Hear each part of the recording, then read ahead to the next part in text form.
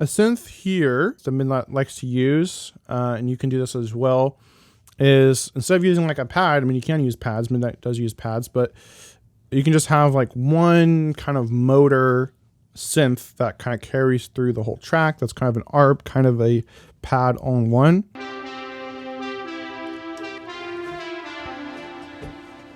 So very simple, just kind of like played it on my keyboard, just kind of bouncing back and forth between a couple notes and then just going down the scale. So we'll go ahead and turn off all these effects that I have on here, and we'll hear that what it sounds like without these on. Not bad. It's a pretty good sound here. It's the key Prom Night here from Synth Control's free Midnight SERUM preset pack. So you can see right in here, Prom Night is what I'm using. And so this is a really cool sound. And then I added some vintage EQ to this.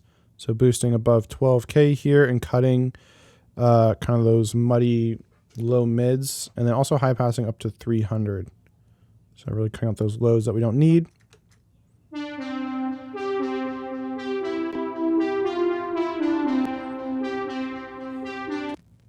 So already sounds a whole lot better. I got a filter on here because the filter's opening and closing over time, which I'll cover later.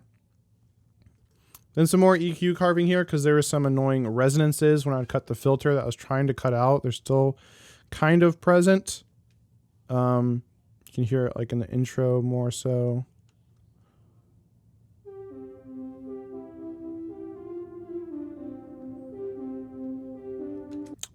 But without it in,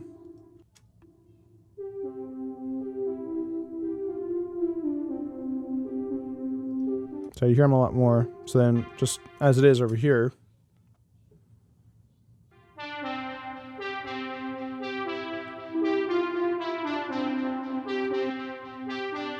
So you can hear a lot of those dark, annoying resonances that this is cutting out.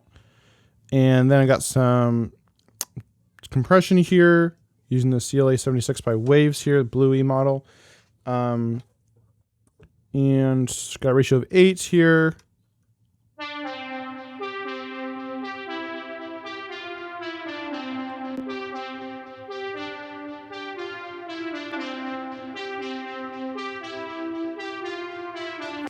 So you can really hear, it feels a lot more glued together. Some of those quieter sounds of that synth are being brought forward.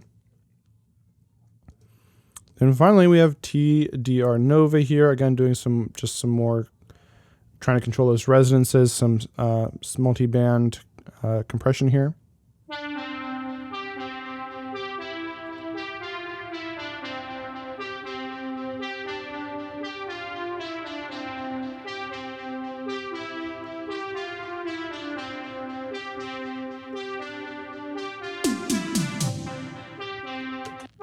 The toms came out to play.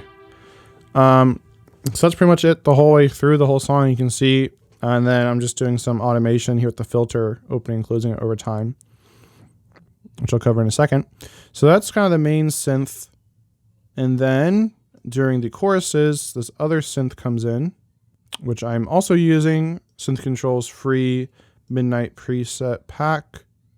SERUM preset pack right here, Key Explorers 1. Actually, this is all delayed by 1. So Key Explorers 1. And so this sounds like so.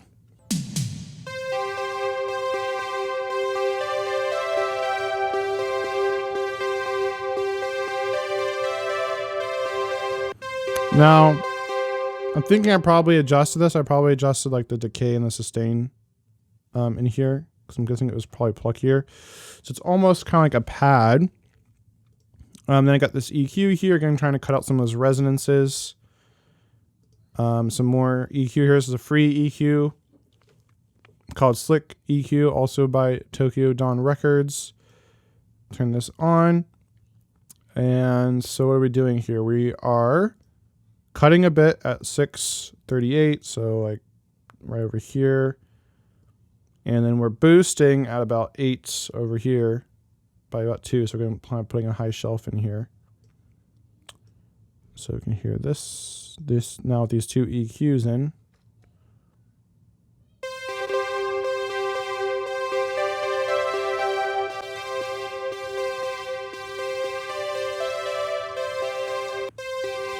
So you can hear we're really cutting out that mud, just keeping that brightness in there. And then also a filter because we're filtering this later on. Different portions here. Yeah. And pretty simple. And then we have this bell going on, and this is bell I'm using from Syntronic 2, Curious Offspring, which I'm pretty sure is named after my children. They can get into a lot of things and make a lot of messes all the time. So I was inspired to use this. Again, we got a filter going on and controlling some of those really harsh sounds. It's kind of the tricky part with bells, is there can be some really harsh frequencies. Using another slick EQ here. Here I'm boosting it around 5.7 here to kind of help it cut through. And then cutting some more of those lows around 700 over here. 750. So we'll hear the bell without anything in, and then with them in. Wait, do these have... Oh, these have buses. I forgot to cover those. Going back to the earlier synths, I also have a bus on here for reverb. So this is going to Valhalla Supermassive. This is another free synth. I'm using the Synth Wider preset. I don't remember if I may have tweaked these a little bit. Maybe the feedback a bit. So if we hear this now without the reverb. And then with it in.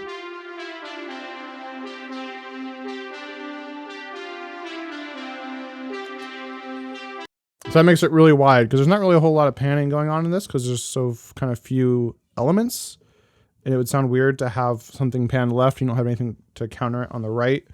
So instead there's lots of chorus, lots of widening with reverb and delay and stuff. So everything feels wide without a whole lot of panning.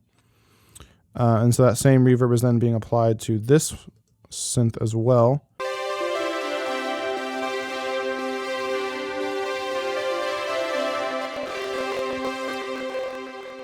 And so kind of creates like a wall of sound kind of feel. So not quite as distinct maybe if something you like or not like.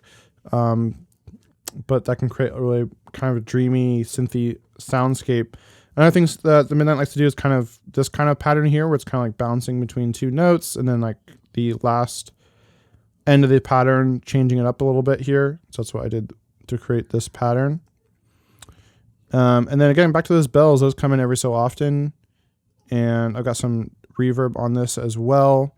I'm using crystalline here to get really sparkly, shimmery, bright reverb. I've reviewed this plugin previously on the channel. All the baby audio plugins, I believe. I'll have. Anyway, all the plugins and reviews and everything, that's all linked in the description. So we'll hear what the bell sounds like here.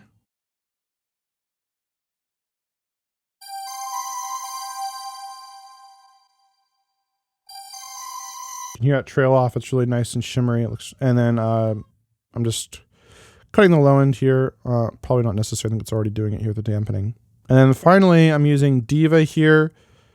Yeah, I'm using a preset here. I'm actually using a free version of Diva here that the Midnight actually uses, and some of their songs called Flaming June. And then adjusted the envelope here to bring, I think I brought the attack down and maybe the sustain down and the decay up or something.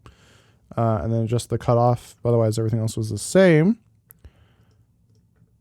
And it sounds like show.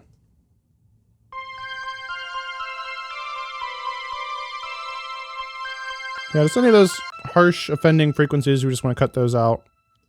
And so then that's pretty much it for the synths. So those are all the synths I used. So it's kind of just one synth all the way through. Another synth comes in for the choruses and the bridge. And then like in the final, from the chorus, from the bridge to the ending chorus, there's another third synth that comes in. Then you have the bell intermittently playing. And so those are the keys.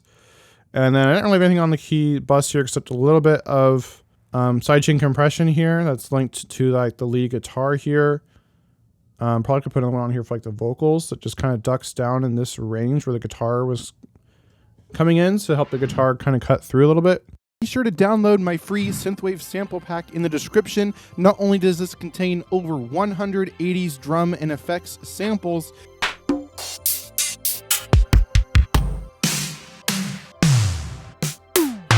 but it also includes my Synthwave sound design cookbook, which includes step-by-step recipes for creating your own synthwave sounds, and it includes my Synthwave mixing cheat sheet, which breaks down specific mixing techniques you can use to get that retro synthwave sound every single time. Again, this is all free in the description below, or you can go to orpheusaudioacademy.com/starterpack. If you found this video helpful, be sure to hit that like button like you're Marty McFly trying to get back to the future.